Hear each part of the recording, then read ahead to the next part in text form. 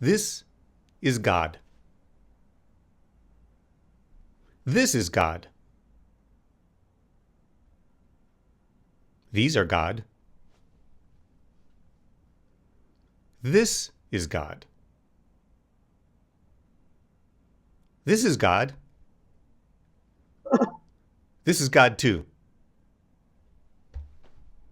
It's relatively easy for us to imagine God as the totality of the universe or the subatomic workings of multiple material worlds. And I think more of us than not understand Jesus, Krishna, Buddha, and others as incarnations or prophets or somehow avatars of God. But seeing God in the Marjorie Taylor Greens of the world is more challenging.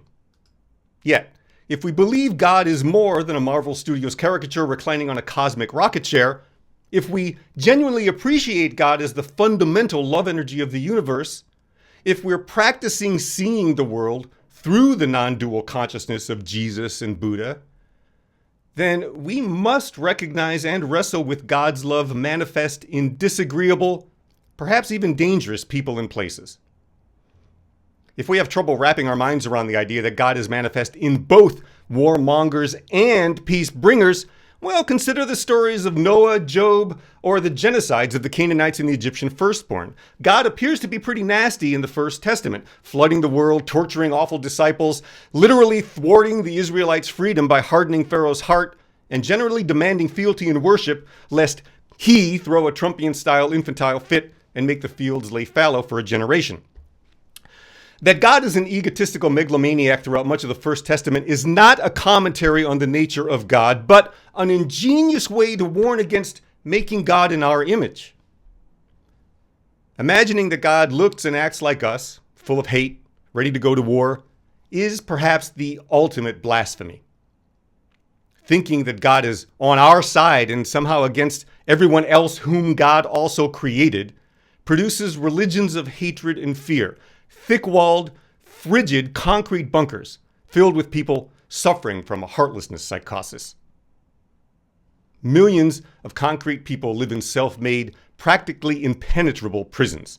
Reasons, facts, science and history, compassion, concern for the common good and public welfare, and love are all lost on the concrete people.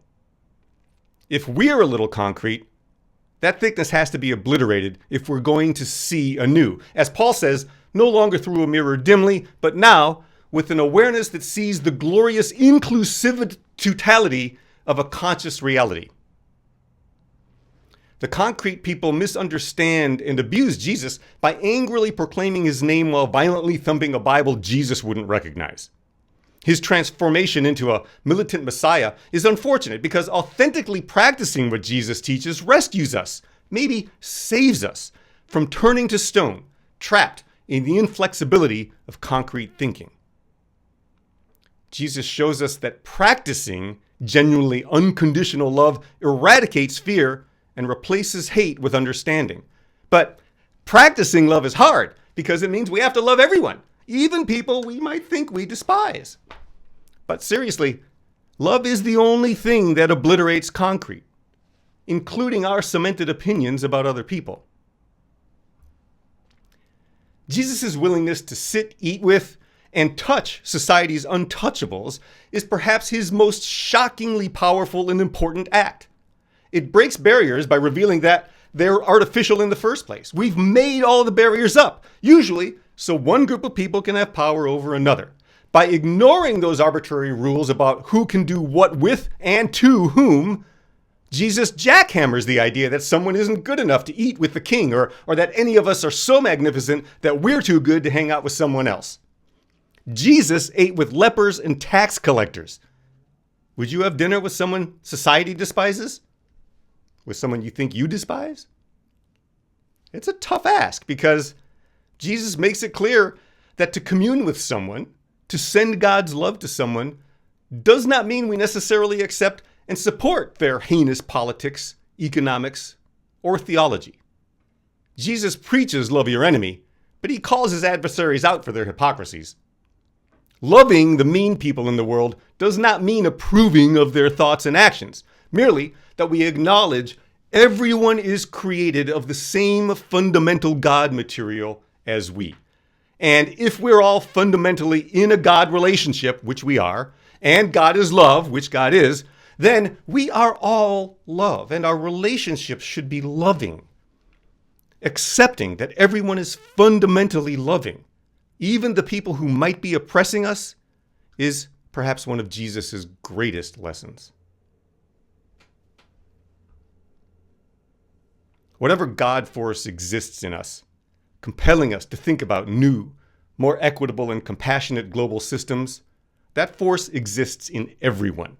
Somewhere, buried beneath all the layers of fear and uncertainty-based intolerance, lying deep in every bigoted persona, the spark of God's unconditional, compassionate love brightly burns. It just has to be found and ignited. Fortunately, Jesus has some great instructions on how to lighten up our darker tendencies.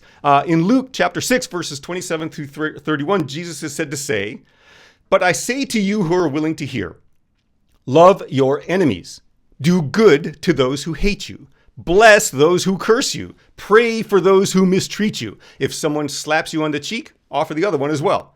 If someone takes your coat, don't withhold your shirt either. Give to everyone who asks, and don't demand your things back from those who take them. Treat people in the same way you want them to treat you."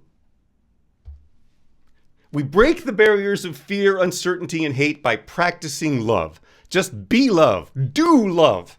Love everything. Don't just talk about it. We have to do it.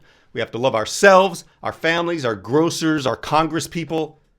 We have to love Putin and Trump, Kamala, and even Elon Musk, even though he's becoming increasingly unlovable. But we must love him because it's obvious he needs it. Lots of it. We all do. We all need to learn how to do love like Jesus, without judgment and exception. What does it mean to do love? And how can we exude love in a visceral way so it's not just more thoughts and prayers? I think doing love means we actively radiate understanding to even those we're having trouble understanding. It requires patience and a willingness to accept some of the things we think we know might actually be wrong. Doing love means we're compassionate, especially to those who would withhold compassion from others. Doing love means we feed, keep healthy, and educate everyone. Doing love means we encourage those with more to contribute more. Doing love means we teach the politics, sociology, and economics of Jesus because they demand his disciples build a new society from the bottom up instead of goose-stepping with the empire. Doing love means we use every implement our communities and governments provide, and we invent new ones if necessary, to peacefully resist our continued commoditization and dehumanization by global multinational corporations, the empires of the 21st century, folks. One of the ways I try to practice this is on the subway because, the subway is accessible in New York and it's full of people, and I often try to look at them and love them the way that Jesus says we should love our neighbor. On the subway, I will do my best to channel God's love energy through my entire being and then try to intentionally direct it around the train, right? From God, through God, to God are all things.